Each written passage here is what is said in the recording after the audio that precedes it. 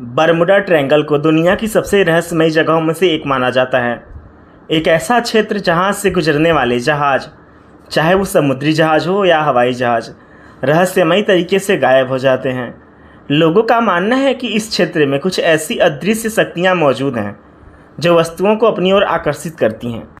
Bermuda उत्तर Atlantic महासागर में स्थित ब्रिटेन का प्रवासी क्षेत्र है।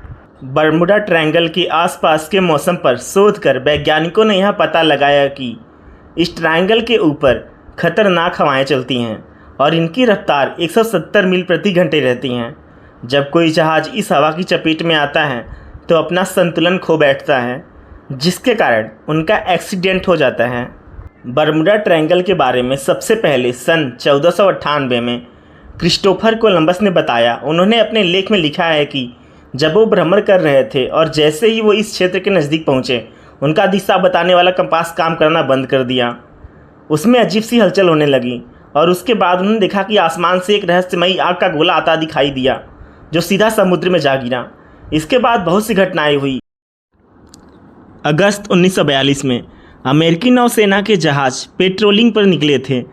वे जब बरमुडा ट्रायंगल क्षेत्र पर पहुंचे तो कुछ देर बाद रेडियो ऑपरेटरों को सिग्नल मिला कि जहाज के कंपास काम नहीं कर रहे हैं, और कुछ समय बाद रेडियो सिग्नल, नेविगेशन सभी काम करना बंद कर दिया और पूर्ण रूप से संपर्क टूट गया और जहाज में बैठे लोग भी गायब हो गए, जिसका पता आज तक नहीं चला।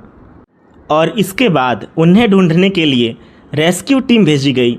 रेस्क्यू टीम जब इस क्षेत्र में पहुंची तो इनके साथ भी उसी तरह की घटना घटी और उनका भी संपर्क कंट्रोल रूम से टूट गया और वो भी गायब हो गए और उनका पता नहीं चला।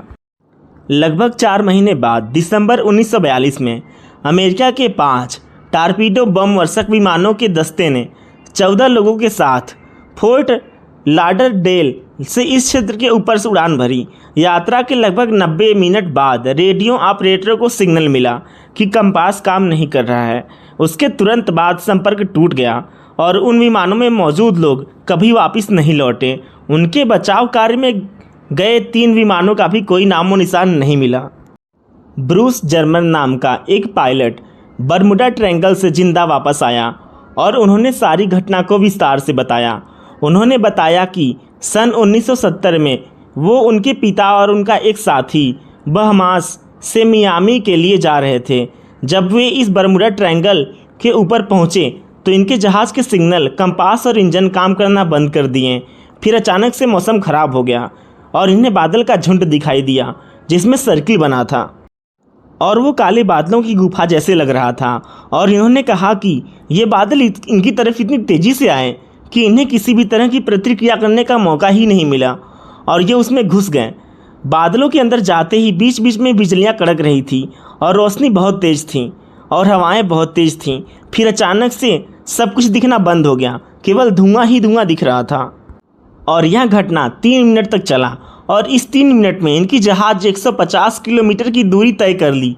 यानी जहाज़ की स्पीड 3000 किलोमीटर पर घंटे के हिसाब से हो गई थी और इस दूरी को तय करने के लिए जो फ्यूल खर्च होना चाहिए वो भी खर्च नहीं हुआ था।